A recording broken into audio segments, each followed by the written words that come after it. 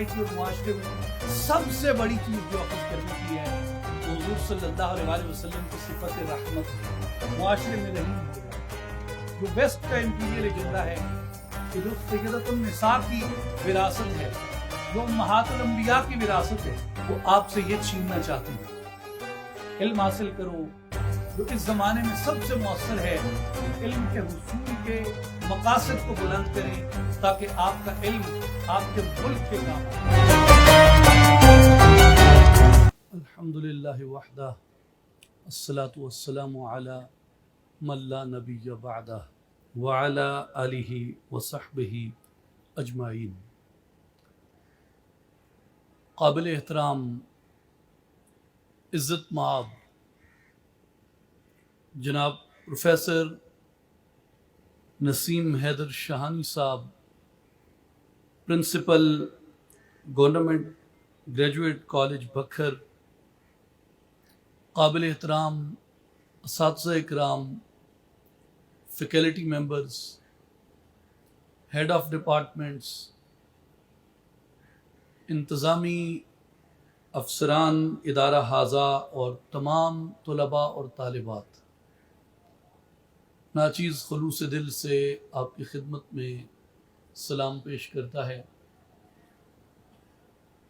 اور عزت مآب پروفیسر نسیم حیدر شاہانی صاحب کا تہ دل سے میں شکریہ ادا کرتا ہوں کہ انہوں نے مجھے اس عزت سے اور اس اکرام سے نوازا کہ دوسری مرتبہ مجھے اس ادارہ میں اس عنوان کے ساتھ جو ہماری روح بھی ہے، ہماری جان بھی ہے، ہماری عقل کی روشنی بھی ہے، ہمارے دین کا، دنیا کا، قبر کا اور آخرت کا عظیم سرمایہ ہے، ہمارے نبی اکرم شفیع معظم خاتم الانبیاء سید الانبیاء سرور انبیاء محمد مصطفیٰ احمد مجتبیٰ صلی اللہ علیہ وآلہ وسلم کی ذات گرامی سے ہمارا عشق، ہماری محبت، یہی ہمارا تمام سرمایہ ہے اور یہی ہمارا کل سرمایہ ہے. مجھے بڑی خوشی ہوئی کہ ادارہ حاضہ اپنے اسلاف کی روایت کو زندہ رکھتے ہوئے اپنے اندر ایسے اشخاص رکھتا ہے جو تقدیسی ادب میں اپنا ایک شاندار حصہ شامل کر رہے ہیں. میں پروفیسر سعید عاصم صاحب کو دلی مبارکباد بھی پیش کرتا ہوں اور ان کی بہت خوبصورت لکھے ہوئے کلام پہ انہیں داد واہ واہ تو بہت چھوٹی چیز ہے. میں ایک شعر ان کی خدمت میں عرض کرتا ہوں جو وہ نعت مبارک پڑھ رہے تھے.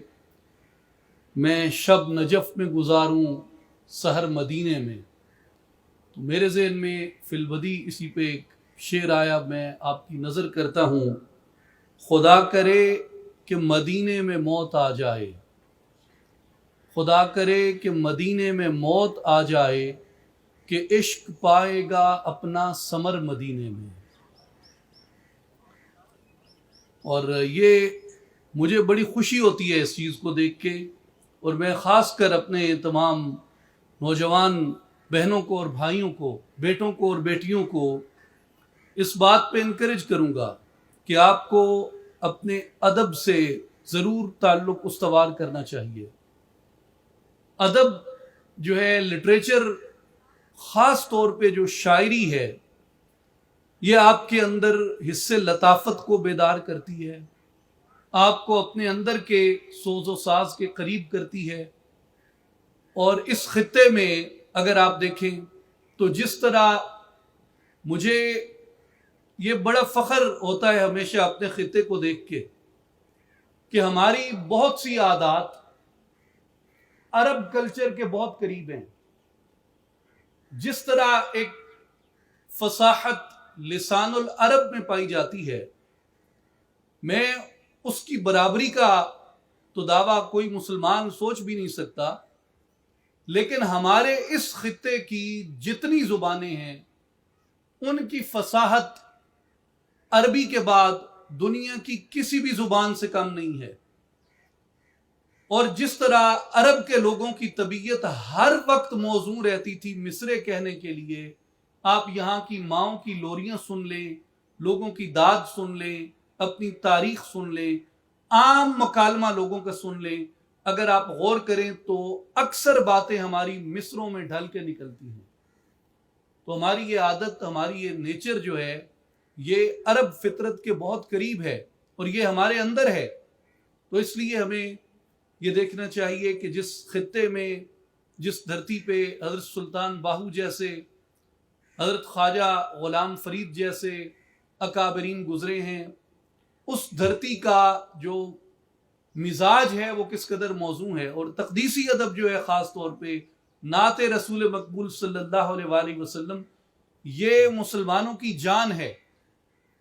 हमारे पास अहादीस, सुन्नत और किताबुल्लाह के बाद अजीम तरीन सरमाया अपने नबी अकरम सल्लल्लाहु अलैहि वसल्लम से इश्क और मोहब्बत के रिश्ते में जुड़ने के लिए वो हमारे शुअराए कराम का और हत्ता के बड़े बड़े आइम्मा कराम का कलाम है और उनके दीवान हैं, जिनके ज़रिए हम आका सल्लल्लाहु अलैहि वसल्लम की ज़ात अक़दस से जुड़ते हैं।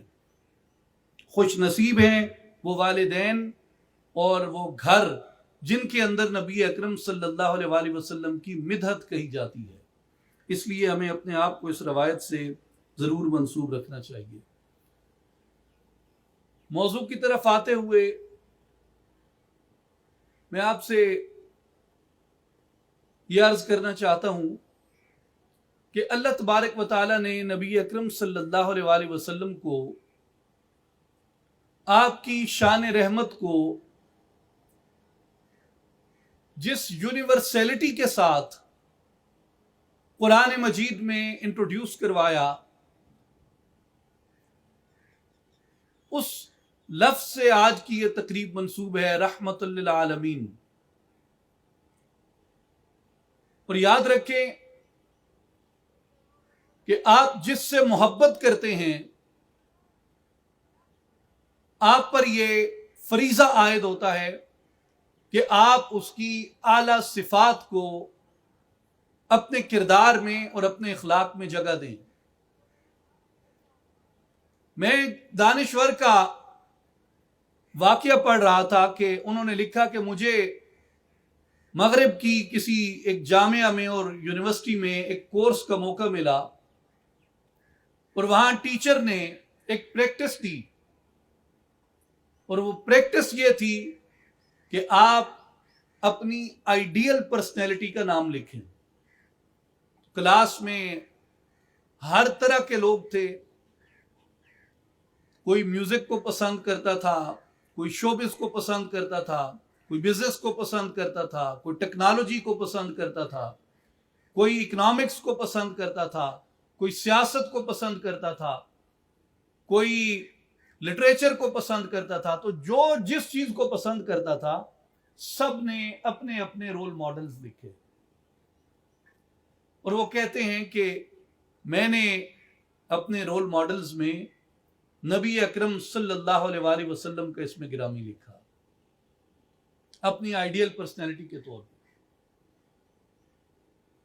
और उसके बाद टीचर ने दूसरी बात कही कि आप इन्हें क्यों आइडियल मानते हैं, उसकी रीजन लिखें, और आपकी आइडियल पर्सनैलिटी में जो आला सिफात पाई जाती हैं, इनके जो एट्रीब्यूट्स हैं जो आपको मजबूर करते हैं इन्हें अपना आइडियल बनाने पे, वो भी लिखें।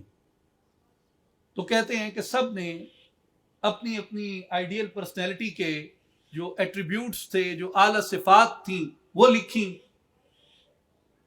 अब जो बिल गेट्स से मोहब्बत करता था उसने वो लिखा, जो जेम्स बॉन्ड से मोहब्बत करता था उसने वो लिखा, जो मार्क जुकरबर्ग से मोहब्बत करता था उसने वो लिखा, जो डोनाल्ड ट्रंप से मोहब्बत करता था उसने वो लिखा, और जो किसी और से मोहब्बत करता था उसने वो लिखा। और वो लिखते हैं कि मुझे जितनी सिफात उस वक्त याद आई नबी अकरम खातमुन नबीयीन सल्लल्लाहु अलैहि वसल्लम की, मैंने वो लिखी। और तीसरी जो एक्सरसाइज टीचर ने दी وہ انہوں نے یہ دی کہ اب آپ یہ لکھیں کہ آپ کی آئیڈیل پرسنالٹی کے یہ جو بہت اعلیٰ وصف ہیں جو آپ نے لکھے ہیں، جو آپ کو بہت زیادہ انسپائر کرتے ہیں، جن کی وجہ سے آپ ان سے محبت کرتے ہیں، ان میں سے آپ کے اندر کتنے پائے جاتے ہیں؟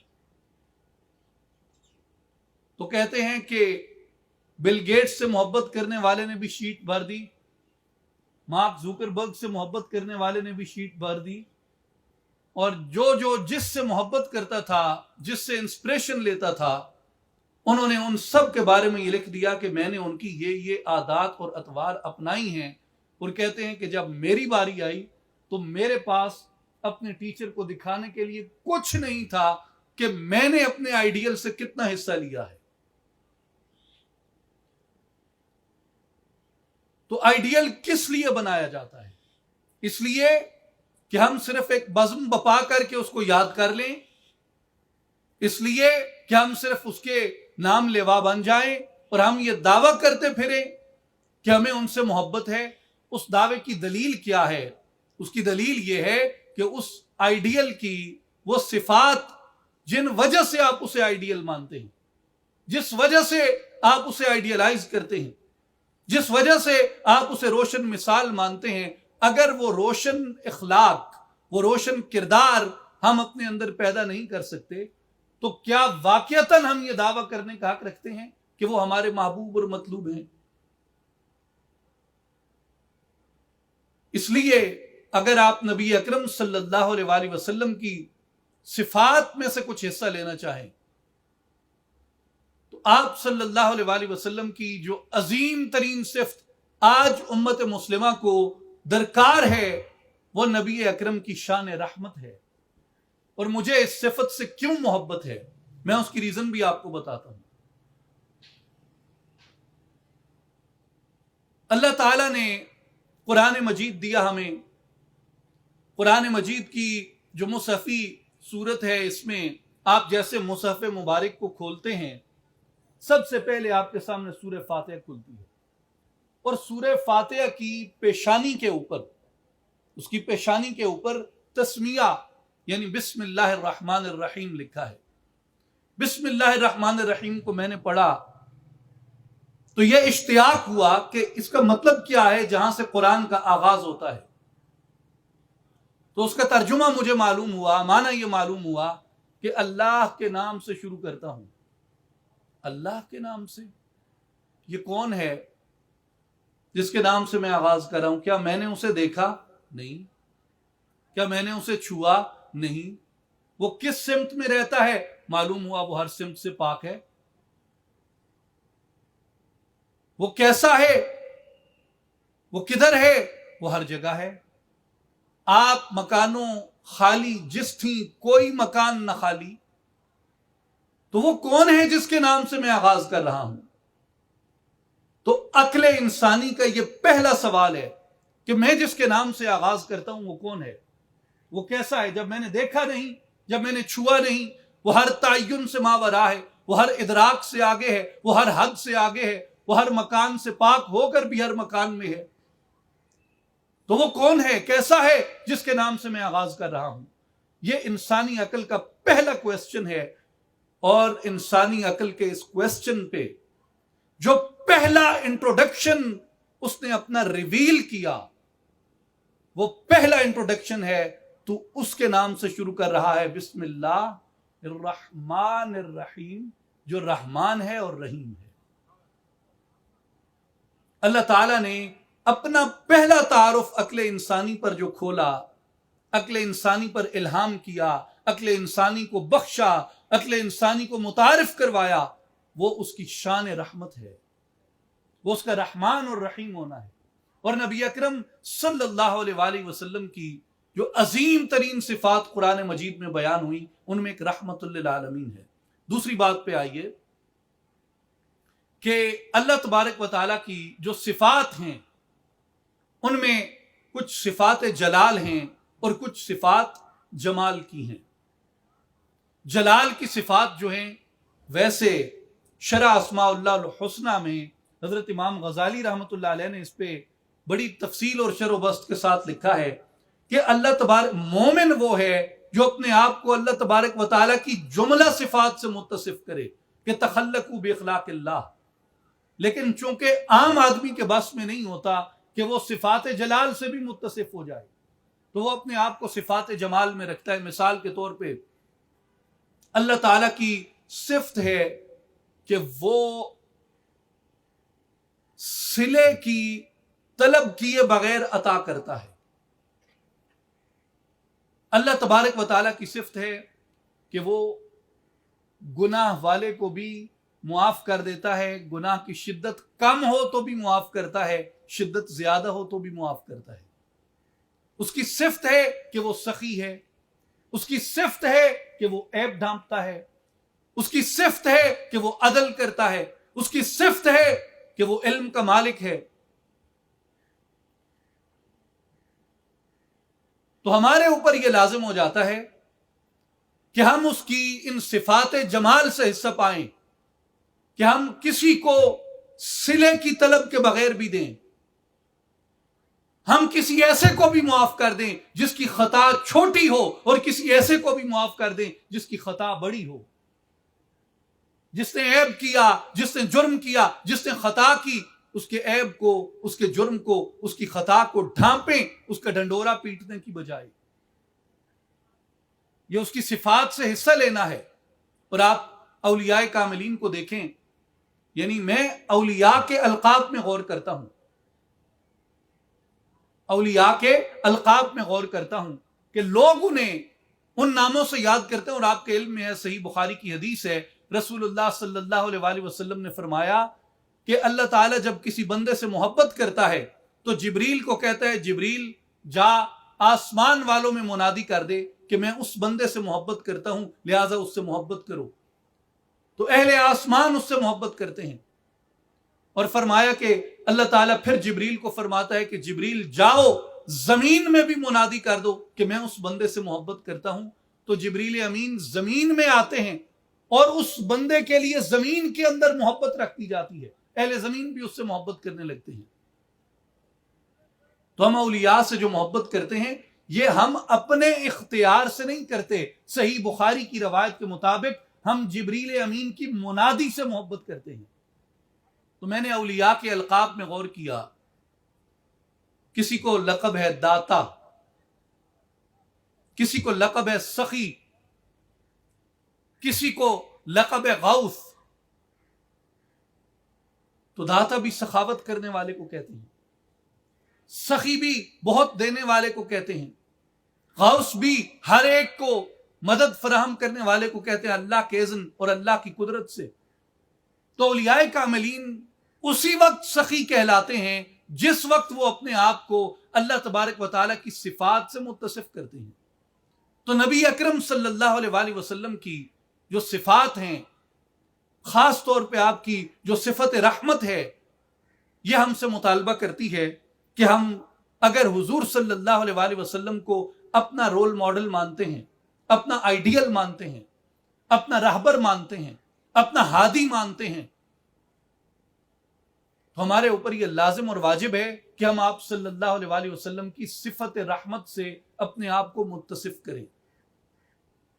اس پہ گفتگو میں یہاں مختصر کرتا ہوں، اور اسی بات کو تھوڑا آگے چل کے میں دوبارہ آپ کی توجہ اس جانب دلاؤں گا۔ اب آئیے ایک دوسری بات کی جانب، کہ نبی اکرم صلی اللہ علیہ وآلہ وسلم کی ذات اقدس ایسا نمونہ عمل ہے کہ جن کی اطاعت اللہ تبارک و تعالی نے ہمارے اوپر فرض فرمائی ہے، اور آپ صلی اللہ علیہ وآلہ وسلم کی اطاعت کو اللہ نے یہ شان بخشی ہے، حالانکہ آپ اللہ کے بندے اور اس کے رسول ہیں، آپ کی شان عبدیت مقدم ہے، اور آپ صلی اللہ علیہ وآلہ وسلم اللہ کے بھیجے ہوئے اور اس کے مبعوث کیے ہوئے ہیں۔ لیکن اللہ تعالیٰ نے آپ صلی اللہ علیہ وآلہ وسلم کی اطاعت کو ہمارے دلوں میں راسخ کرنے کے لیے قرآن مجید میں ہمیں اس طرح انٹروڈیوس کرایا، من یطع الرسول فقد اطاع اللہ، جس نے رسول کی اطاعت کی اس نے اللہ کی اطاعت کی، جس نے رسول کی اطاعت کی اس نے اللہ کی اطاعت کی۔ من یطع الرسول فقد اطاع اللہ. تو آپ صلی اللہ علیہ وآلہ وسلم کی اطاعت کو اللہ تعالیٰ نے ہمارے اوپر لازم فرمایا اور فرض فرمایا، اور سورہ حشر میں فرمایا وما آتاکم الرسول فخذوہ وما نہاکم عنہ فانتہوا، کہ رسول صلی اللہ علیہ وآلہ وسلم تمہیں جو چیز عطا کریں وہ آپ سے لے لو، آپ جو عطا کریں، جو بخشیں وہ حاصل کر لو، اور جس چیز سے روکیں اس چیز سے رک جاؤ. تو علماء کرام نے، اولیاء نے، مفسرین نے، محدثین نے، فقہاء نے، ائمہ کرام نے اس میں ہمارے اوپر یہ واجب کیا اور ہمیں یہ بتایا اس چیز سے کہ اللہ تبارک و تعالیٰ نے آپ صلی اللہ علیہ وآلہ وسلم کو دو چیزیں عطا فرمائیں، ایک کتاب اللہ اور دوسری نبی اکرم صلی اللہ علیہ وآلہ وسلم کی سنت اور آپ صلی اللہ علیہ وآلہ وسلم کی شریعت. دو احادیث منقول ہیں. ایک حدیث میں آپ صلی اللہ علیہ وآلہ وسلم نے فرمایا کہ لوگوں میں تم میں دو چیزیں چھوڑ کے جا رہا ہوں، جب تک انہیں پکڑے رکھو گے تم کبھی گمراہ نہیں ہوگے. ایک حدیث میں قول ہے، سرکار نے فرمایا کہ ایک میری اللہ کی کتاب اور دوسرا میری اطرت، میری آل.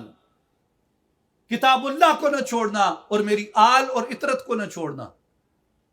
اور دوسری حدیث میں نبی علیہ الصلوۃ والسلام نے فرمایا کہ میں تم میں دو چیزیں چھوڑ کے جا رہا ہوں، جب تک ان کو پکڑے رکھو گے تم کبھی گمراہ نہیں ہوگے، ایک اللہ کی کتاب اور دوسرا میری سنت. اور میں ان دونوں احادیث مبارک کے اندر یہ تطابق دیکھتا ہوں، اس پہ گو کہ علماء نے اس کی تطبیق کے لیے بڑی شاندار مثالیں دی ہیں. اس لیے کہ ہم جو سنت سیکھتے ہیں، ہم جو شریعت سیکھتے ہیں، وہ بھی اہل بیت اطہار کے اور اطرت مصطفیٰ کے واسطے سے ہم سے پہنچتی ہے. اس لیے اطرت سنت سے جدا نہیں اور سنت اطرت سے جدا نہیں. میرے بھائیوں اور بزرگوں، میری بیٹیوں اور بہنوں، قرآن مجید کے ساتھ ہمارے لیے جو اہم ترین چیز ہے وہ سنت رسول صلی اللہ علیہ وآلہ وسلم ہے. اور بہت سے ایسے مسائل ہیں جو قرآن مجید میں مذکور نہیں ہیں، ان کا ذکر نہیں کیا گیا قرآن مجید میں. اور اگر آپ سنت رسول صلی اللہ علیہ وآلہ وسلم سے، احادیث مصطفیٰ سے تعلق نہیں رکھیں تو آپ کو شریعت کے اور دین کے وہ احکام کبھی معلوم نہیں ہو سکتے. مثال کے طور پہ اذان قرآن مجید میں کہیں اس طرح مذکور نہیں کہ نماز پنجگانہ کے ساتھ دی جائے. مثال کے طور پہ نماز جنازہ قرآن مجید میں اس طرح مذکور نہیں. مثال کے طور پہ بیت المقدس کا قبلہ اول ہونا قرآن مجید میں مذکور نہیں. نبی علیہ الصلوۃ والسلام نے اپنی رضا سے اس کو بنایا. اسی طرح جمعہ اور عیدین کے خطبے قرآن مجید میں مذکور نہیں. اگر آپ کا سنت سے اور احادیث مصطفیٰ سے رابطہ اور واسطہ نہیں ہے تو آپ، ہم سب، یہ امت ان تمام عظیم اعمال سے، اس عظیم ڈسپلن سے، اس کی حکمت سے محروم ہو جائے. اس کے علاوہ کتنی ہی چیزیں ہیں جو قرآن مجید میں مختصراً بیان کی گئی ایک پرنسپل کے طور پہ، لیکن آپ کو قرآن مجید سے اس کی ڈیٹیل نہیں ملتی، تفصیل نہیں ملتی. اس کی تفصیل اگر آپ کو ملتی ہے تو وہ سنت مصطفیٰ صلی اللہ علیہ وآلہ وسلم کے اندر ملتی ہے. مثلاً آپ عبادات اربع لے لیں، نماز ہے، روزہ ہے، حج ہے، زکوٰۃ ہے. اس کا ایک مختصر ذکر قرآن مجید میں امر کے طور پہ اور حکم کے طور پہ ہے، لیکن ان کی تفصیل کیا ہے، یہ کیسے ادا کی جائیں گی؟ یہ نبی علیہ الصلوۃ والسلام نے فرمایا کہ سلو کما رأیتمونی اصلی، اس طرح نماز پڑھو جس طرح تم مجھے دیکھتے ہو پڑھتے ہوئے. تو اگر آپ نبی اکرم صلی اللہ علیہ وآلہ وسلم کے اسوہ مبارک کو حدیث اور سنت کے اندر تلاش نہ کریں تو آپ کو نبی اکرم صلی اللہ علیہ وآلہ وسلم کا اسوہ کامل کبھی معلوم نہ ہو سکے. اس کے علاوہ تیسرا نقطہ جو ہے، پہلا نقطہ یہ کہ بعض احکام ایسے ہیں جو قرآن میں موجود ہی نہیں، وہ سنت سے معلوم ہوتے ہیں. دوسرا یہ کہ بعض احکام ایسے ہیں جو قرآن میں موجود ہیں مگر ان کی تفصیل موجود نہیں. ان کی تفصیل کے لیے آپ کو سنت مصطفیٰ میں دیکھنا پڑتا ہے. تیسری بات میں یہ عرض کرنا چاہتا ہوں کہ سینکڑوں آیات ایسی ہیں، اگر آپ سنت و سیرت کو، احادیث و سیرت کو اگر آپ ترک کر دیں تو آپ قرآن مجید کی ان آیات کا کوئی مطلب و مفہوم تلاش ہی نہیں کر سکتے۔ مثال کے طور پہ میں چند آیات پیش کرتا ہوں۔ سورہ توبہ میں واقع ہجرت کو قرآن مجید بیان کرتا ہے، اِلَّا تَنْصُرُوهُ فَقَدْ نَصَرَهُ اللَّهُ إِذْ أَخْرَجَهُ الَّذِينَ كَفَرُوا ثَانِيَ اثْنَيْنِ إِذْ هُمَا فِي الْغَارِ إِذْ يَقُولُ لِصَاحِبِهِ لَا تَحْزَنْ إِنَّ اللَّهَ مَعَنَا۔ یہ سورہ توبہ کی آیت نمبر 40 ہے کہ اور اگر تم رسول اکرم صلی اللہ علیہ وسلم کی مدد نہیں کرو گے تو کیا ہوا؟ اللہ تبارک و تعالیٰ نے ان کو اس وقت بھی مدد سے نوازا جب کفار نے ان کو بستی سے نکالا، درآں حالی کہ وہ ہجرت کرنے والوں میں سے دوسرے تھے۔ جب آپ کے جو صاحب تھے وہ غار میں آپ سے کہتے تھے، وہ غار میں تھے اور آپ اپنے اس ساتھی سے فرماتے تھے کہ تم غم زدہ نہ ہو، بے شک اللہ ہمارے ساتھ ہے۔ یہ واقعہ قرآن میں ہے۔ اگر آپ سیرت سے اور سنت سے استفادہ نہ کریں تو کیا کوئی بتا سکتا ہے کہ وہ کون سے کفار تھے جنہوں نے آپ کو بستی سے نکالا؟ وہ کون سی بستی تھی جس سے آپ کو نکالا گیا؟ وہ دوسرا کون تھا آپ کے ساتھ جس سے آپ یہ کلام کر رہے تھے؟ تو اگر آپ سیرت و سنت سے استفادہ نہ کریں تو قرآن کی اس آیت کا آپ کے پاس کوئی جواب نہیں۔ سورہ توبہ میں ایک اور مقام پہ فرمایا وَعَلَى الثَّلَاثَةِ الَّذِينَ خُلِّفُوا، اور ان 3 شخصوں پر بھی نظر رحمت فرما دی جن کے فیصلے کو مؤخر کیا گیا تھا۔ یہ 3 کون تھے؟ ان کا معاملہ کیا تھا؟ اور ان کا معاملہ کیوں ملتوی کیا گیا؟ آپ کو سیرت و سنت سے استفادہ کیے بغیر اس بات کا کوئی جواب نہیں مل سکتا۔ تیسری اور آخری مثال، لَمَسْجِدٌ أُسِّسَ عَلَى التَّقْوَى مِنْ أَوَّلِ يَوْمٍ أَحَقُّ أَن تَقُومَ فِيهِ رِجَالٌ يُحِبُّونَ أَن يَتَطَهَّرُوا۔ البتہ وہ مسجد جس کی بنیاد پہلے ہی دن تقوی پر رکھی گئی حقدار ہے کہ آپ اس میں قیام فرما ہوں۔ اس لیے ایسے لوگ ہیں جو اس میں ظاہراً اور باطناً پاک رہنے کو پسند کرتے ہیں۔ اگر آپ سیرت و سنت سے استفادہ نہ کریں تو یہ مسجد کون سی ہے، یہ لوگ کون سے تھے اور یہ واقعہ کب کا ہے، آپ کو اس کی کوئی تفصیل معلوم نہیں ہو سکتی۔ اس لیے نبی اکرم صلی اللہ علیہ وسلم کی سیرت کو اور سنت کو سمجھنا مسلمانوں کے اوپر اسی طرح لازم ہے جس طرح قرآن مجید کو سمجھنا لازم ہے، کیونکہ بغیر سنت کے اور سیرت کے آپ قرآن مجید سے استفادہ نہیں کر سکتے۔ اور یاد رکھیں عزیز طلباء اور طالبات کہ نبی اکرم صلی اللہ علیہ وسلم کا اخلاق آپ کو گو کہ قرآن سے ملتا ہے، لیکن اس کی تفصیل آپ کو نبی اکرم صلی اللہ علیہ وسلم کی سنت مبارکہ سے ملتی ہے۔ اور آپ صلی اللہ علیہ وسلم کا جو اخلاق ہے وہ آپ کی بعثت مبارک کے، آپ کے مبعوث کیے جانے کے بنیادی مقاصد میں سے ہے۔ حضور کا اخلاق مصطفیٰ، اخلاق النبی، جس کے لیے آپ صلی اللہ علیہ وسلم نے فرمایا، جسے امام مالک نے موطا میں روایت کیا کہ بعثت لأتمم حسن الاخلاق، کہ میں بھیجا ہی اسی واسطے گیا ہوں کہ میں حسن اخلاق کی تکمیل کر دوں، بھیجا ہی اسی لیے گیا ہوں۔ حضرت ابو ہریرہ کے الفاظ میں آپ صلی اللہ علیہ وسلم نے فرمایا انما بعثت لأتمم مکارم الاخلاق، کہ بے شک میں مکارم اخلاق کی تکمیل کے لیے یہاں پہ بھیجا گیا ہوں۔ اور نبی اکرم صلی اللہ علیہ وسلم نے یہی درس مبارک دیا کہ جب تم مجھے دیکھو گے، میرے کردار سے، میری سیرت سے استفادہ کرو گے تو تمہارے اندر وہ صفات، وہ کوالٹیز پیدا ہوں گی، وہ روشنی آئے گی، وہ انوار آئیں گے، وہ نور آئے گا جو میری محبت کی بدولت تم حاصل کرنا چاہتے ہو۔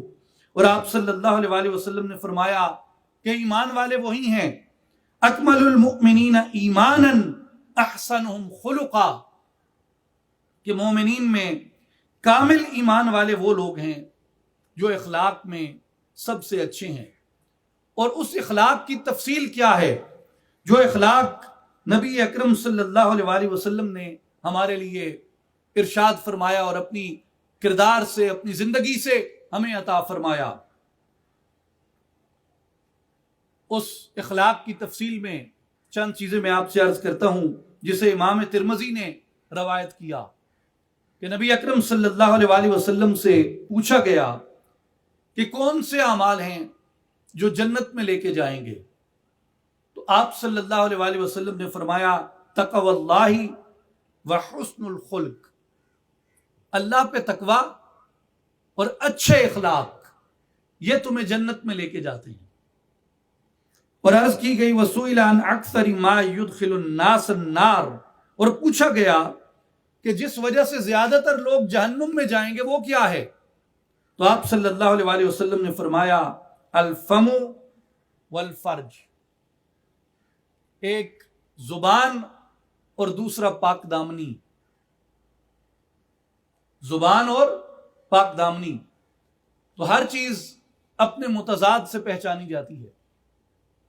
جس طرح روشنی اندھیرے سے پہچانی جاتی ہے، بلندی پستی سے پہچانی جاتی ہے، خوشبو بدبو سے ممتاز ہوتی ہے، تو آپ صلی اللہ علیہ وآلہ وسلم نے زبان کی حفاظت نہ کرنے کو اور پاک دامنی کی حفاظت نہ کرنے کو آپ صلی اللہ علیہ وآلہ وسلم نے جہنم میں لے جانے والے اعمال قرار دیا. میرے نوجوان بھائیوں اور بہنوں اور بیٹیوں، آج کی یہ سوسائٹی جو سوشل میڈیا کی سوسائٹی ہے، گلوبلائزیشن کی سوسائٹی ہے، ڈس انفارمیشن کی سوسائٹی ہے، امپیریل ایجنڈاز کی، سیٹنک امپیریل ایجنڈاز کی تکمیل کی سوسائٹی ہے. اخلاق اور کردار سے تہذیب انسانی کو عاری کر دینے کی سوسائٹی بنائی جا رہی ہے. یہ سوسائٹی جو انسانی اخلاق سے اسمارٹ فون کے اخلاق میں سمٹ آئی ہے، اور جس میں انٹرٹینمنٹ کے بہترین ذرائع وہ ہیں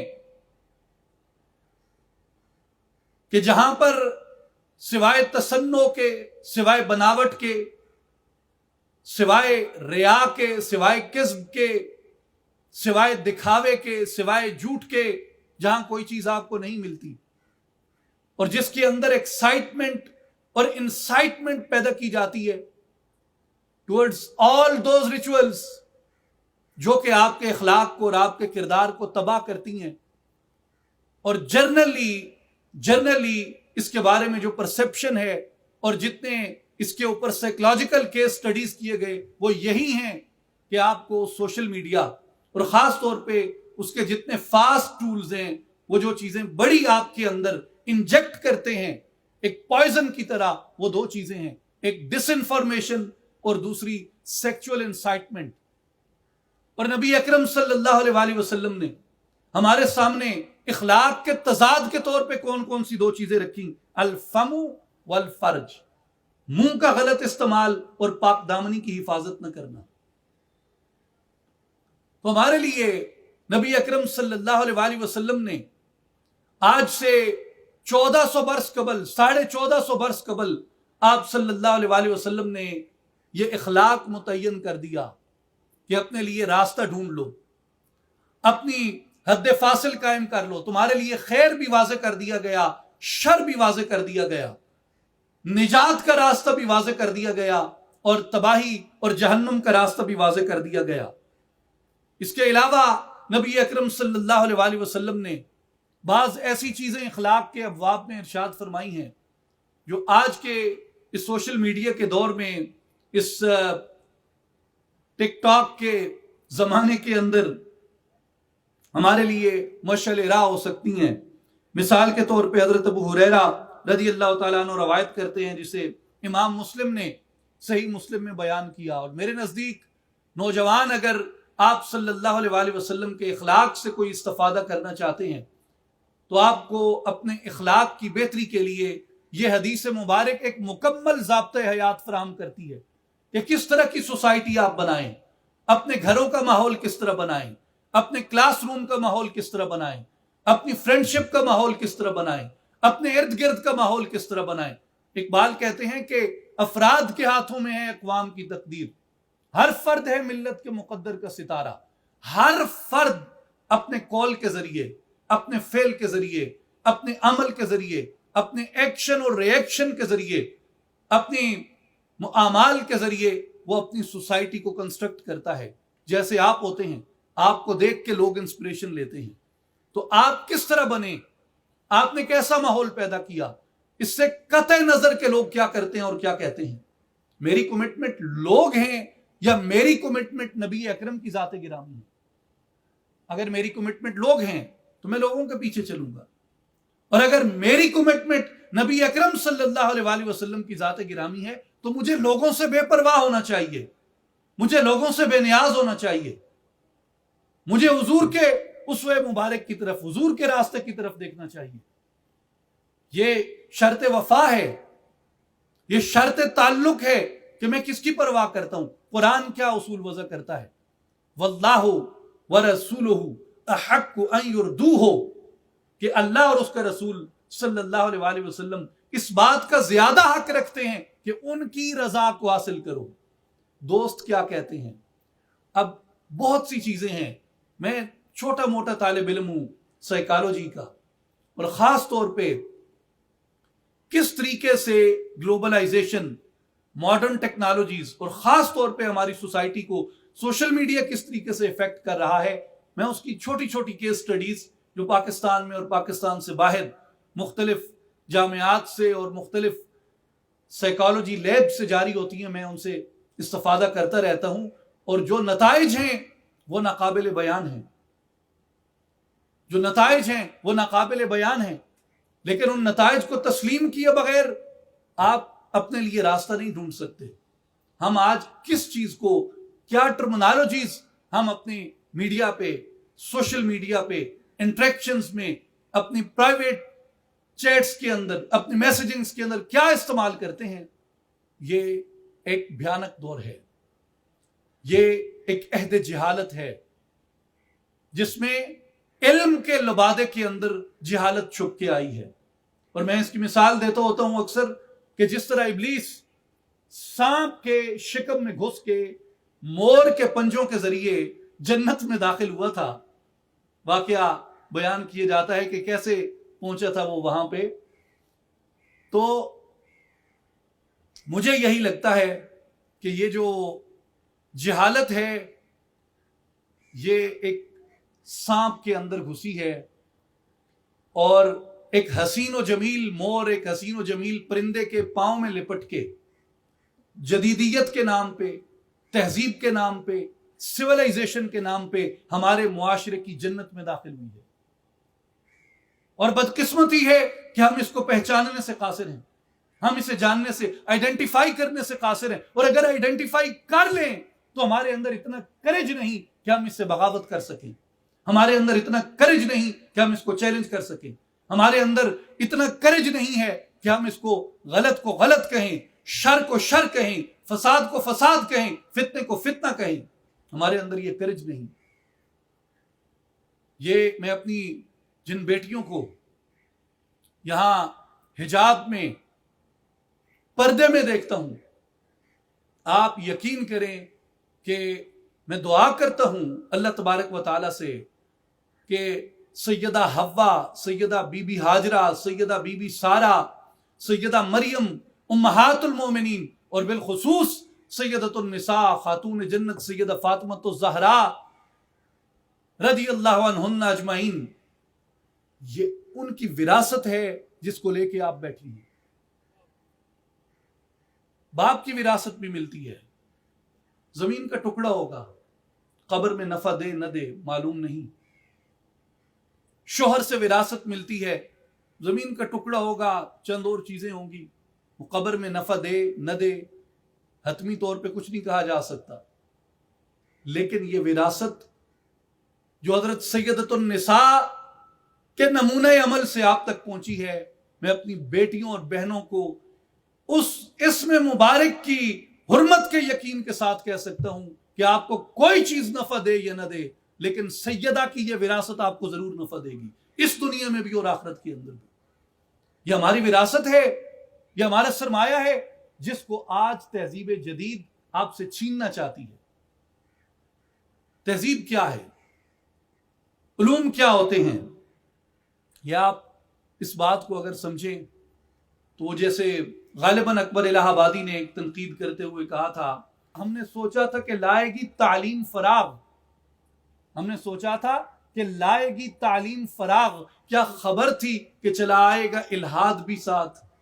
وہ کہتے ہیں علم بھی لو اور علم کے ساتھ لائف سٹائل بھی لو، اور ان کی میننگ کے اندر علم اور لائف سٹائل دو الگ الگ چیزیں نہیں ہیں۔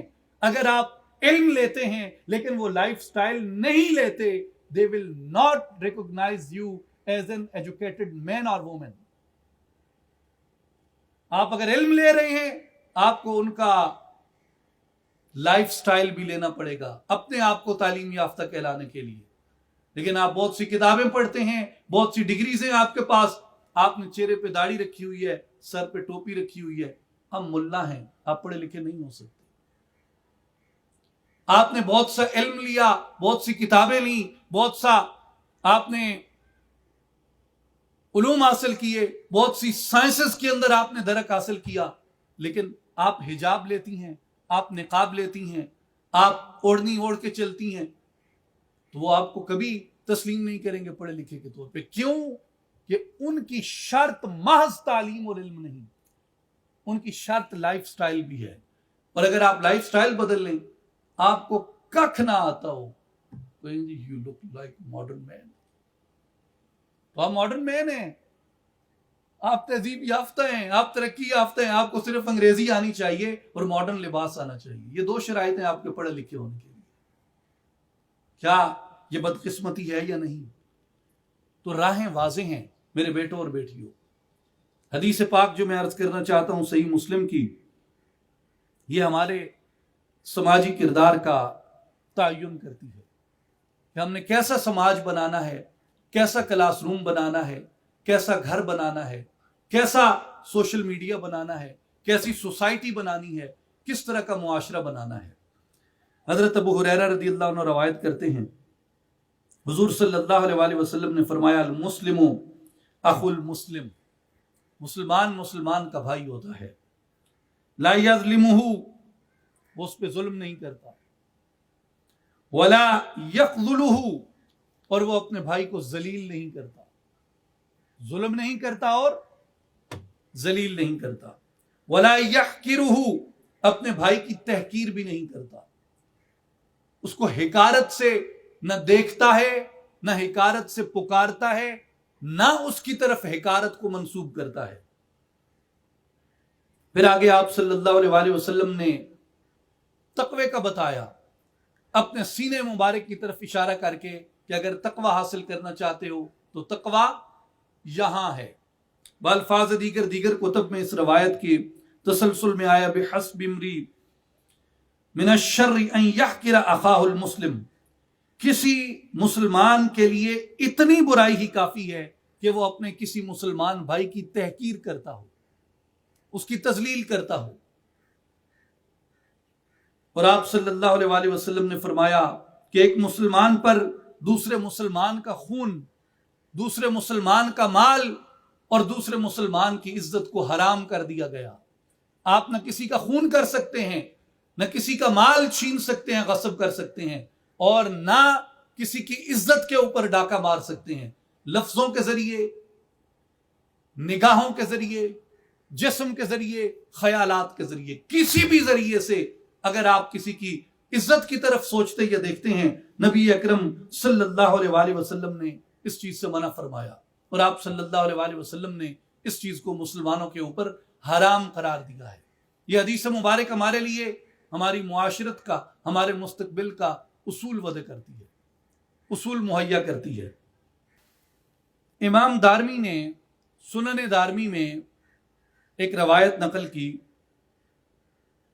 دیگر محدثین نے بھی اسے نقل کیا ہے، اوحى اللہ تعالی الی داؤد علیہ السلام، اللہ تعالیٰ نے حضرت داؤد علیہ السلام کی طرف وحی کی، ان اتخذ نعلین من حدید وعصا من حدید،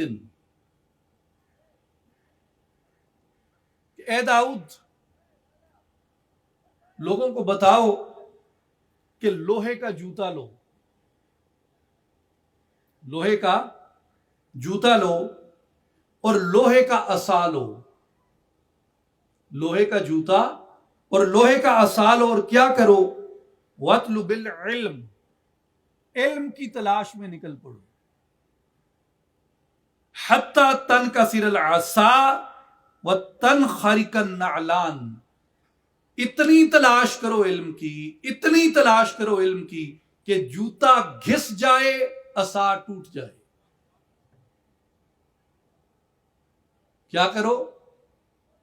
لوہے کا جوتا لو، لوہے کی لاٹھی لو اور علم کی طلب میں نکل پڑو، اور اتنا چلو علم کی طلب میں کہ جوتا گھس جائے، لاٹھی ٹوٹ جائے۔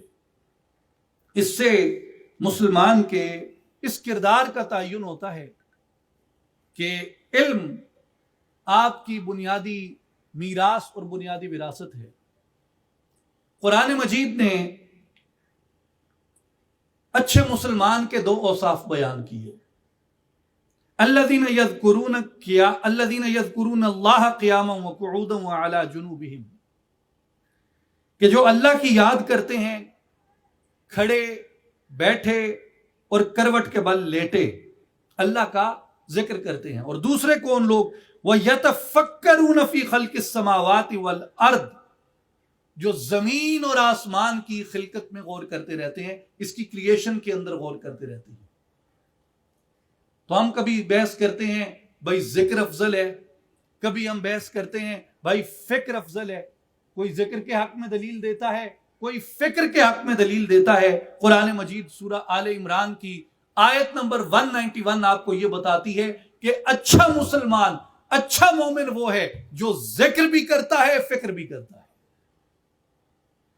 الذین یذکرون اللہ قیاما وقعودا وعلی جنوبہم، ذکر بھی کرو، ہر لمحے میں اس کا ذکر کرو، لیکن اس کے ساتھ کیا کرو؟ یتفکرون فی خلق السماوات والارض، اس کی تخلیق اور خلقت کے اندر اور اس کائنات کے حقائق کے اندر تم غور کرو۔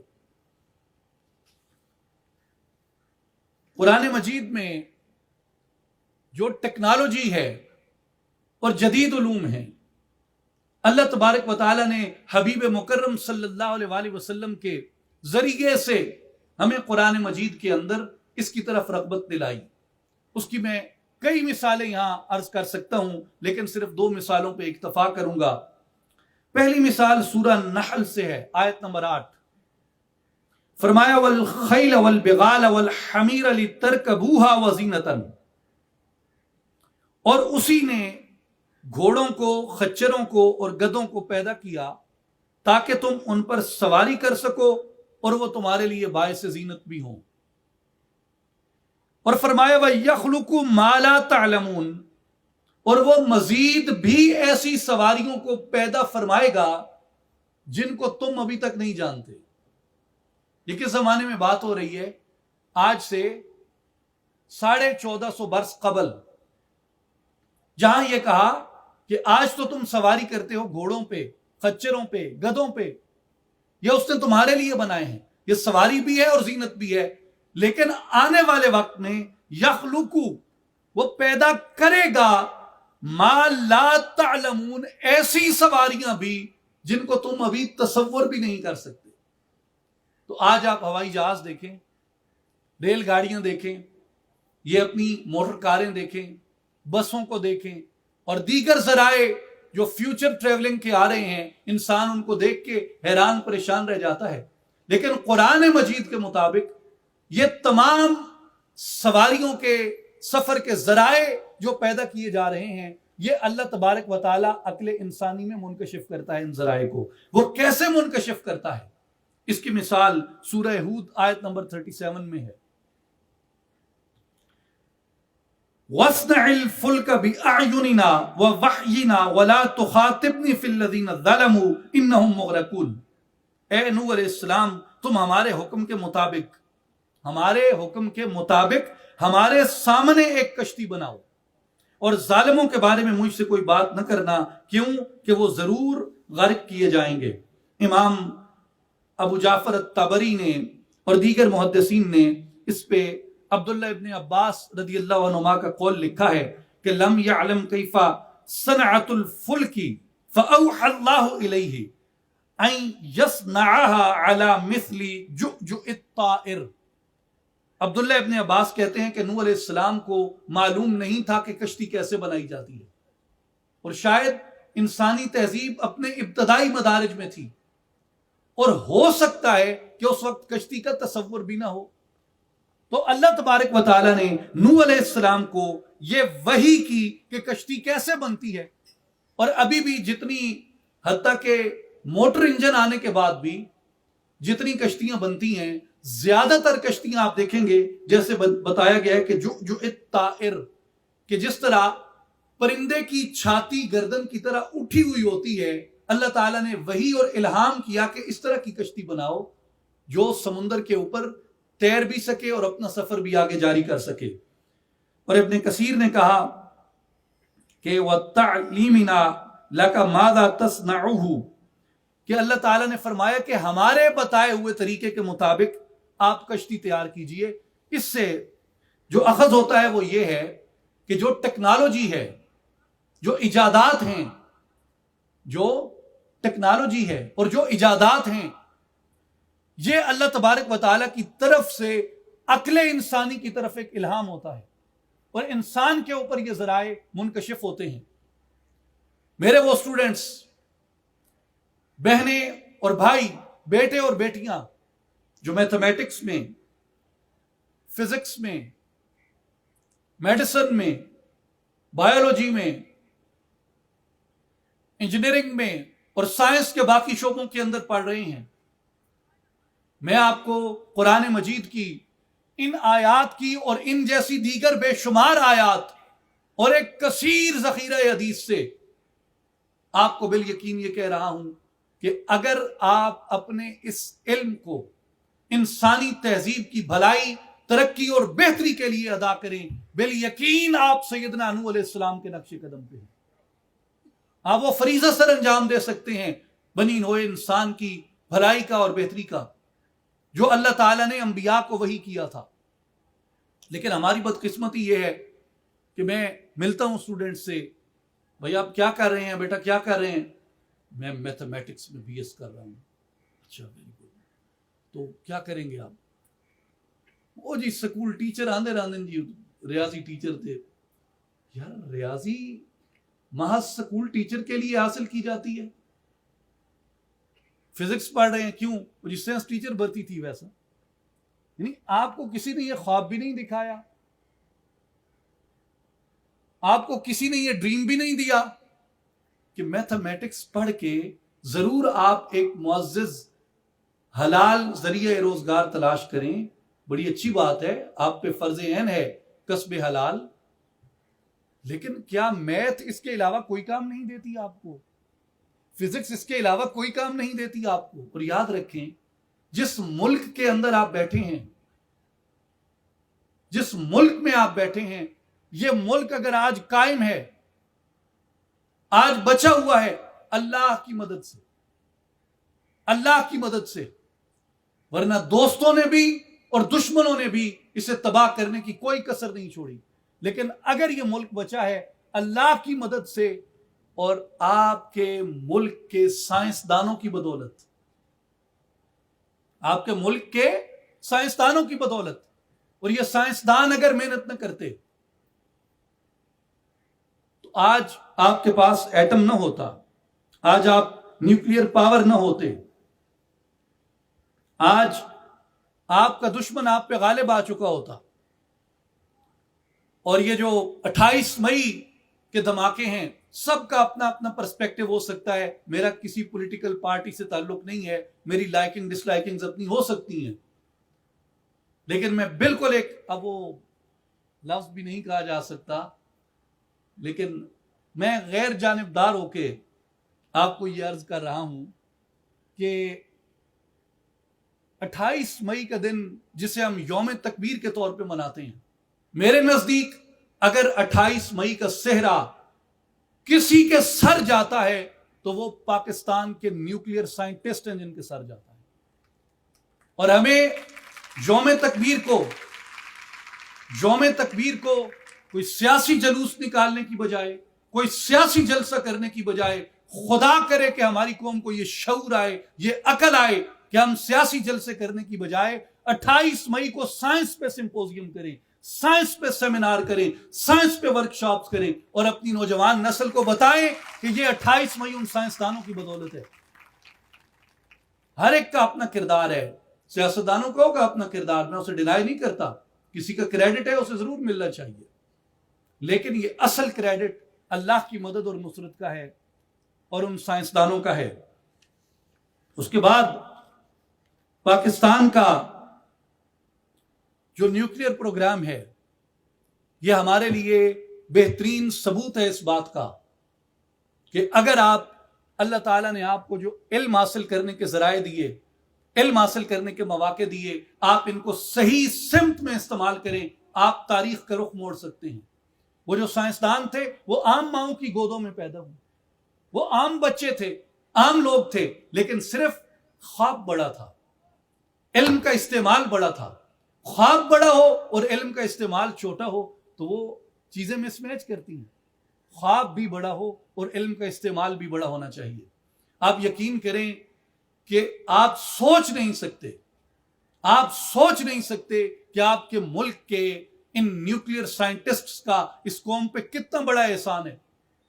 मुझे जितनी मोहब्बत सुल्तान सलाहुद्दीन अय्यूबी के लश्कर से है जिसने अल-कुद्स को छुड़वाया, मुझे जितनी मोहब्बत सुल्तान मोहम्मद फातेह के लश्कर से है जिसने कुस्तुनतुनिया को फतह किया, मुझे जितनी मोहब्बत सुल्तान टीपू शहीद के लश्कर से है जो अंग्रेज की फौज के सामने हुर्रियत की चट्टान बन के डट गया, मुझे उतनी ही मोहब्बत अपने इन साइंसदानों से है, अपने न्यूक्लियर प्रोग्राम के एक अदना से अदना कारकुन से उतनी मोहब्बत है जिसकी बदौलत आज पाकिस्तान महफूज है, जिसकी बदौलत आज दुश्मन आपकी तरफ देख नहीं सकता।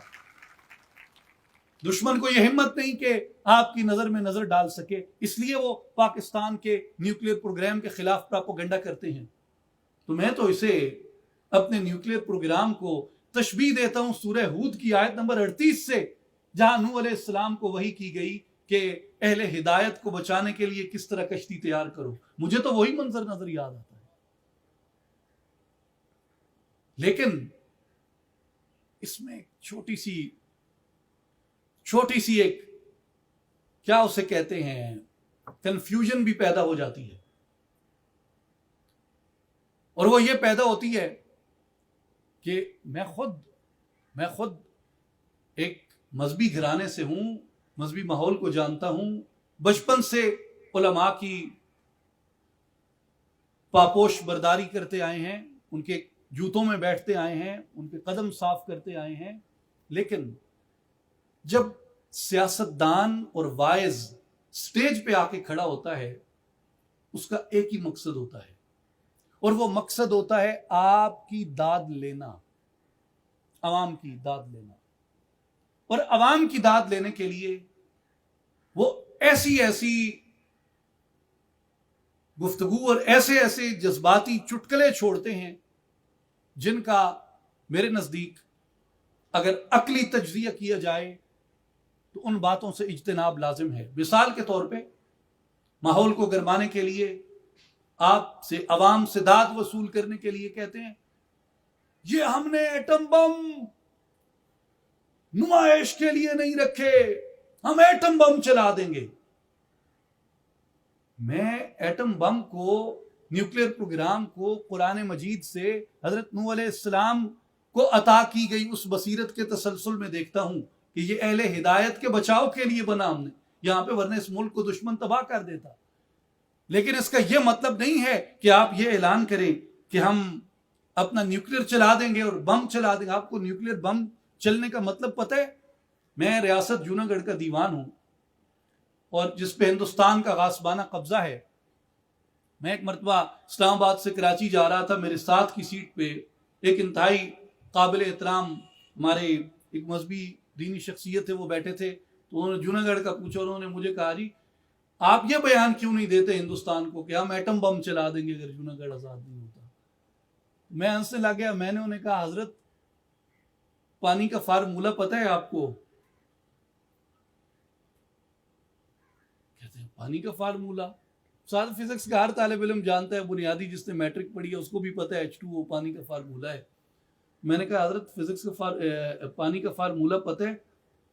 کہتے ہیں جی نہیں یہ تو مجھے نہیں پتا. میں نے کہا پتہ تو انہوں پانی دا فارمولہ کوئی نہیں، گلا نیوکلیئر چلاون دیاں کریں دے ہو. آپ کو پتہ ہے نیوکلیئر چلنے کے بعد کیا ہوگا؟ یار چھوٹا سا تو آپ کا پلینٹ ہے، یعنی اس کا جو کل ڈایا میٹر ہے ایک سرکل، یعنی یہاں سے اگر جہاز شروع ہو اس ڈایا میٹر سے اور وہ سرکل پورا کرے، یہاں سے زمین سے پورا چکر لگا کے یہاں تک آئے، 900 کلومیٹر فی گھنٹے کی رفتار سے چلنے والا جہاز ہو، تو وہ 44 آورز میں یعنی 48 گھنٹے پورے ہونے سے پہلے زمین کا پورا سرکل کر لیتا ہے. اور جو لانگسٹ فلائٹ ہے زمین کے اوپر اس وقت وہ 16 گھنٹے کی ہے، یعنی یہ تو ہے ڈایا میٹر سرکل میں، اور اگر آپ سیدھا چلیں تو 16 گھنٹے سے زیادہ زمین پہ فلائٹ نہیں ہے. یعنی اتنا سا تو آپ کا پلینٹ ہے کہ ایک طرف سے سفر شروع کریں دوسری طرف آپ 16 گھنٹے میں پہنچ جاتے ہیں، اور آپ کہتے ہیں جی اس کے اوپر ہم نیوکلیئر ماریں گے. بھائی آپ نیوکلیئر ماریں گے تو ایک ملک چلائے گا تو دوسرا ملک چلائے گا، جو آپ کے ساتھ تیسرا بیٹھا ہے وہ تھریٹن فیل کرے گا پھر وہ بھی چلائے گا، جو چوتھا بیٹھا ہے پھر وہ بھی چلائے گا، اور ایک نیوکلیئر بم جہاں لگتا ہے وہاں کوئی زندگی باقی نہیں رہتی، کوئی زندگی باقی نہیں رہتی. نہ پودے اگتے ہیں، نہ انسان پیدا ہو سکتے ہیں. پانی کے اندر جب یہ ریڈیشنز جاتی ہیں آپ کی پوری آبی حیات ختم ہو جاتی ہے. یہ صرف یہ زمین جو ہے یہ چھوٹا سا آپ کا پلینٹ یہ ایک سیاہ خاک کا تودا بن کے رہ جائے گا، اس سے بڑھ کے اس کی کوئی حیثیت نہیں ہوگی.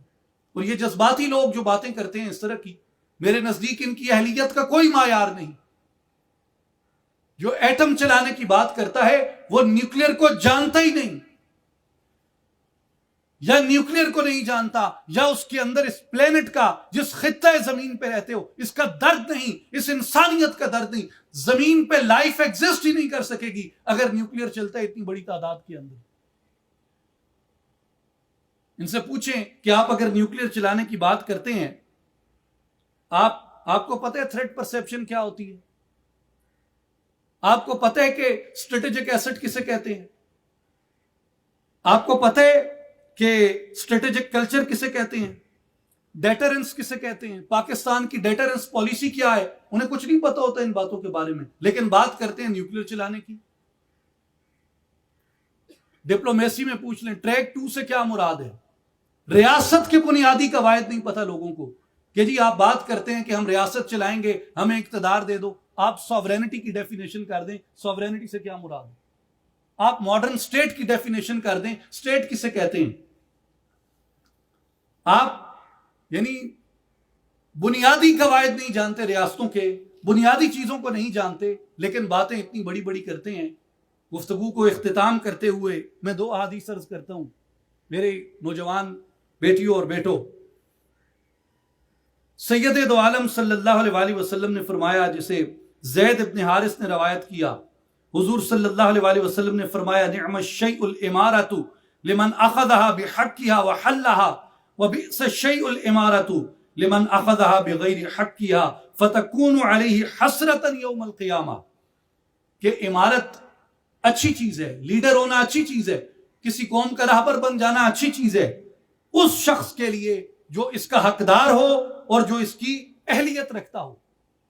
لیکن جو لیڈرشپ کی، امارت کی، راہبر ہونے کی، قائد ہونے کی اہلیت نہیں رکھتا، جس کے پاس اپنے زمانے کا علم نہیں ہے، جو اپنے زمانے کی معیشت کو، اپنے زمانے کے اقتصاد کو، اپنے زمانے کی ڈپلومیسی کو، اپنے زمانے کی پالیٹکس کو، اپنے زمانے کی ریاست کو، اپنے زمانے کے ڈیفنس کو نہیں سمجھتا، وہ کیسے اہل ہو سکتا ہے ریاست کے اوپر قابض ہونے کا.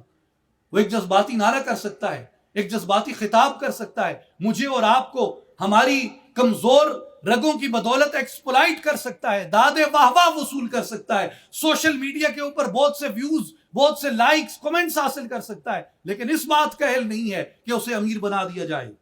اور سرکار نے فرمایا امارت بری چیز ہے اس شخص کے لیے جو اس کا حقدار نہ ہو، اس کی اہلیت نہ رکھتا ہو۔ فَتَكُونُ عَلَيْهِ حَسْرَةً يَوْمَ الْقِيَامَةِ، قیامت کے دن وہ اپنے اس کیے پہ پچھتائے گا، حسرت کرے گا اس بات پہ۔ امام مسلم نے کتاب الامارت میں حضرت ابو ذر غفاری رضی اللہ تعالیٰ عنہ کے حوالے سے روایت کیا کہ انہوں نے سرکار دو عالم صلی اللہ علیہ وسلم کی بارگاہ میں عرض کی، یا رسول اللہ الا تستعملنی، یا رسول اللہ آپ کہیں مجھے عامل یا نگران مقرر کیوں نہیں کرتے؟ کس نے کہا؟ ابو ذر غفاری نے، جو درویش صحابہ میں ہیں، فقیر صحابہ کرام میں ہیں۔ قال فضرب بیدہ، آپ صلی اللہ علیہ وآلہ وسلم نے اپنا دست مبارک میرے کندھے پہ رکھا، ثم قال، اور فرمایا، یا ابا ذر انکا ضعیف، اے ابو ذر تم کمزور ہو، وانہا امانۃ، اور بے شک حکومت کرنا، عامل مقرر ہونا ایک امانت ہے، وانہا یوم القیامۃ خزی وندامۃ الا من اخذها بحقها وادى الذی علیہ فیہا، اور فرمایا کہ یہ قیامت کے دن باعث شرمندگی اور باعث ندامت ہے سوائے اس شخص کے لیے جو اس کو حاصل کرنے کا حقدار ہو اور اس میں اپنی ذمہ داریوں کو بھی ادا کر سکے۔ اس لیے ہمارے سامنے یہ واضح ہے کہ ایک شخص جو آپ کے سامنے بہت اچھا خطاب کر سکتا ہے، آپ کو کلاس روم میں آ کے ٹیچ کر سکتا ہے، اس کا لازمی مطلب یہ نہیں ہوتا کہ وہ بہت اچھی حکومت بھی کر سکتا ہے۔ ایک شخص بہت اچھا تاجر ہو سکتا ہے، بہت سی ملیں فیکٹریاں چلا سکتا ہے، بہت سے کارخانے لگا سکتا ہے، کسی بینک کو ہیڈ کر سکتا ہے، اس کا لازمی مطلب یہ نہیں ہے کہ وہ حکومت کی اہلیت بھی کر سکتا ہے۔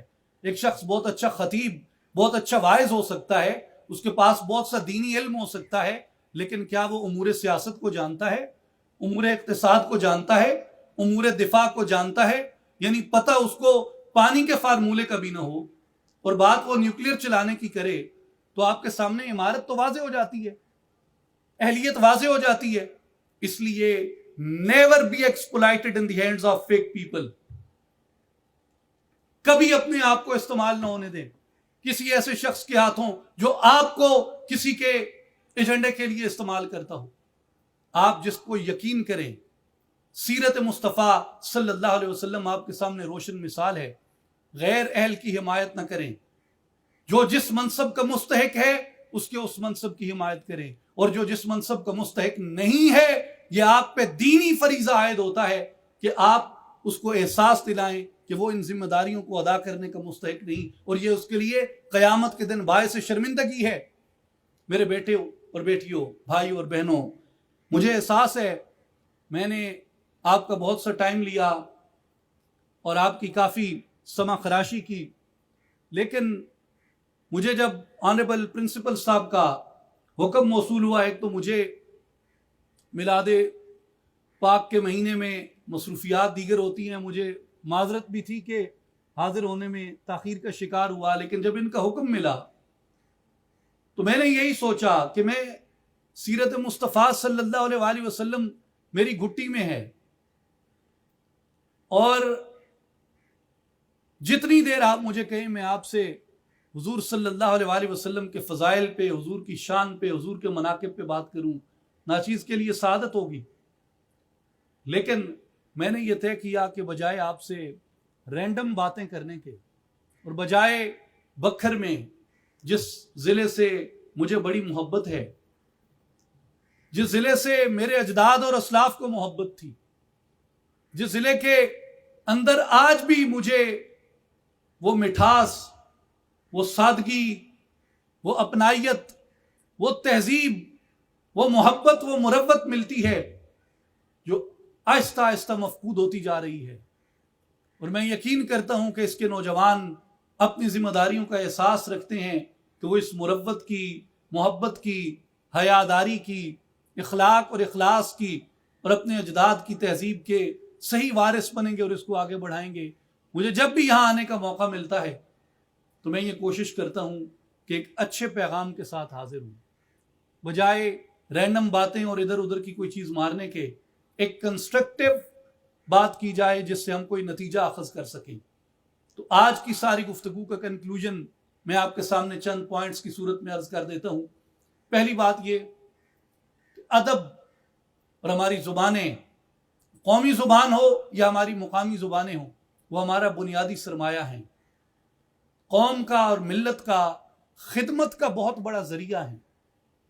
دوسری بات کہ نبی اکرم صلی اللہ علیہ وآلہ وسلم کو اگر ہم رول ماڈل مانتے ہیں تو ہمیں اپنے آپ کو ایگزامن کرنا چاہیے کہ نبی اکرم صلی اللہ علیہ وآلہ وسلم کے اسوہ شریفہ سے، حضور کے اسوہ مبارکہ سے ہم نے کتنی چیزیں اخذ کی ہیں. اور میرے نزدیک آج کی سوسائٹی اور معاشرے میں سب سے بڑی چیز جو اخذ کرنے کی ہے وہ حضور صلی اللہ علیہ وآلہ وسلم کی صفت رحمت ہے. معاشرے میں رحیم ہو جاؤ، معاشرے پہ، گھر پہ، اہل پہ، لوگوں پہ رحم کرو. اور اگلی بات یہ کہ نبی اکرم صلی اللہ علیہ وآلہ وسلم کی رحمت کو حضور کی سنت کے بغیر اخذ نہیں کیا جا سکتا. تو جہاں کتاب اللہ سے ہمیں اپنا رابطہ استوار کرنا چاہیے، نبی اکرم صلی اللہ علیہ وآلہ وسلم کے خانوادہ یا اہل بیت سے ہمیں اپنی محبت مودت استوار کرنی چاہیے، مضبوط کرنی چاہیے، وہیں ہمیں نبی اکرم صلی اللہ علیہ وآلہ وسلم کی سنت مبارکہ سے اس فیض کو، اس نور کو حاصل کرنا چاہیے جو ہمارے لیے ایک روشن مینار کی طرح موجود ہے.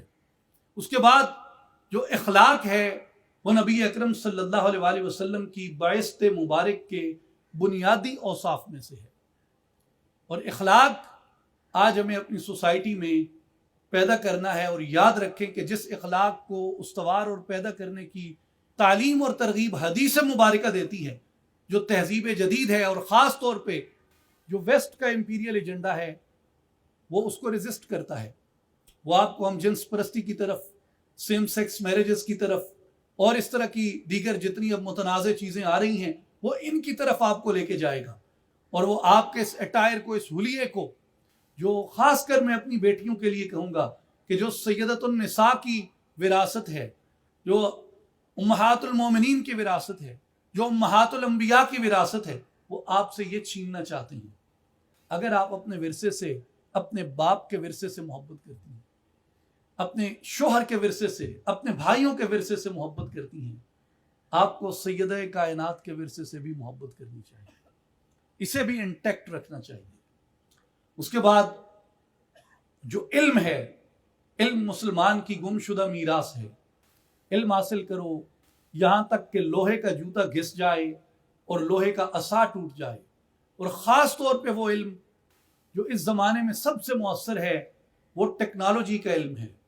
اور آپ جو علم حاصل کرتے ہیں، علم کے حصول کے مقاصد کو بلند کریں تاکہ آپ کا علم آپ کے ملک کے کام آئے، آپ کا علم آپ کی ملت کے کام آئے اور انسانیت کے کام آئے. اور آخری بات یہ کہ آپ کبھی کسی ایکسپلائٹ کرنے والے کے ہاتھوں یرغمال نہ بنیں. آپ کس سے کیا سن رہے ہیں اس کو ایگزامن کریں. کیا وہ ان معیارات پہ پورا اترتا ہے جو ہمیں کتاب اللہ نے بتائے اور جو ہمیں سید الانبیاء صلی اللہ علیہ وآلہ وسلم کی سیرت مبارکہ سے ملتے ہیں. جو جس منصب کا دعویٰ کرتا ہے اسے ایگزامن کریں کہ کیا وہ اس منصب کے اہل ہے یا نہیں ہے. یہ آپ کے گھر سے لے کے، آپ کے ادارے سے لے کے آپ کی ریاست تک ہر جگہ یہ چیز جاتی ہے. جو جس چیز کا اہل ہے اسے وہ منصب دینا چاہیے، اور جو جس چیز کا اہل نہیں، وہ آپ کا کتنا قریبی کیوں نہ ہو، کتنا پیارا کیوں نہ ہو، کتنا عزیز کیوں نہ ہو، آپ کا دین اور نبی اکرم کی سنت و شریعت یہ تقاضا مقرر کرتی ہے کہ اس سے ادب کے ساتھ ریگریٹ کریں، اس کو وہ نہ دیں. اس کی مثال صحیح مسلم سے میں نے حضرت ابو ذر غفاری رضی اللہ تعالیٰ عنہ کی روایت سے عرض کی آپ کو. تو اس لیے حضور صلی اللہ علیہ وآلہ وسلم کی یہ سیرت مبارکہ کا آج کی گفتگو کا یہ سارا خلاصہ ہے جو ناچیز نے آپ کے سامنے رکھا. میں اختتام سے پہلے آنریبل پرنسپل صاحب کا بہت شکریہ ادا کرتا ہوں، تمام فیکلٹی ممبرز کا بہت شکریہ ادا کرتا ہوں، اور جتنی محبت سے آپ نے ناچیز کو نوازا میں اس کا بھی شکریہ ادا کرتا ہوں. آپ نے جو پھول ناچیز کی طرف پھینکے، میں دعا کرتا ہوں کہ قیامت تک وہ میری روح کو اسی طرح تازگی دیتے رہیں اور اس خطے سے ہماری اس محبت کو ان پھولوں کی طرح شاداب اور خوشبودار رکھے۔ میں تمام طلباء کا بہت شکریہ ادا کرتا ہوں، خاص طور پہ میرے وہ بھائی اور بہنیں جو اطراف میں کھڑے ہیں، جن کے بیٹھنے کی جگہ نہیں تھی اور انہوں نے کھڑے ہو کے نبی اکرم صلی اللہ علیہ وآلہ وسلم کی محبت میں، نبی اکرم صلی اللہ علیہ وآلہ وسلم کے عشق میں اور سیرت پاک سے فیض اور حصہ پانے کے لیے یہ مشقت کی۔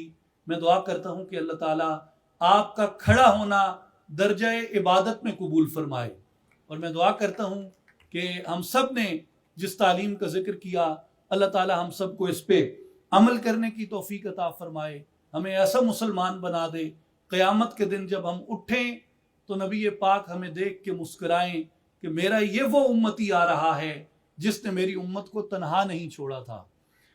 تو غنی از ہر دو عالم من فقیر، روز محشر از رہائے من پذیر، ور تو می بینی حسابم ناگزیر، از نگاہ مصطفیٰ پنہا بگیر، مسلماں آ فقیر کج کلاہے، رمید از سینہ او سوز آہے، دلش نالد چرا نالد نداند، نگاہ یا رسول اللہ نگاہ۔ وہ شمع اجالا جس نے کیا 40 برس تک غاروں میں، ایک روز جھلکنے والی تھی سب دنیا کے درباروں میں، گر ارض و سما کی محفل میں لولا کلما کا شور نہ ہو، یہ نور نہ ہو سیاروں میں، یہ رنگ نہ ہو نظاروں میں، جو فلسفیوں سے حل نہ ہوا، جو نکتوروں سے کھل نہ سکا، وہ راز کملی والے نے بتلا دیے چند اشاروں میں۔ لوح بھی تو قلم بھی تو، تیرا وجود الکتاب، گنبد آبگینہ رنگ، تیرے محیط میں حباب، شوکت سنجر و سلیم، تیرے جمال کی نمود، فقر جنید و بایزید، تیرا جمال بے نقاب۔ یا رسول اللہ، شوق تیرا اگر نہ ہو میری نماز کا امام، میرے قیام بھی حجاب، میرے سجود بھی حجاب۔ بے بسم اللہ اسم اللہ دا، ایوی گہنا بھارا ہو، نال شفاعت سرور عالم، چھٹ سی عالم سارا ہو، حدوں بے حد درود نبی تے، جس دا ایڈ پسارا ہو، میں قربان تنہا تو باہو، جنہ ملیا نبی سہارا ہو۔ وآخر دعوانا ان الحمد للہ رب العالمین، والصلاة والسلام علی سید الانبیاء والمرسلین وعلی آلہ وصحبہ اجمعین۔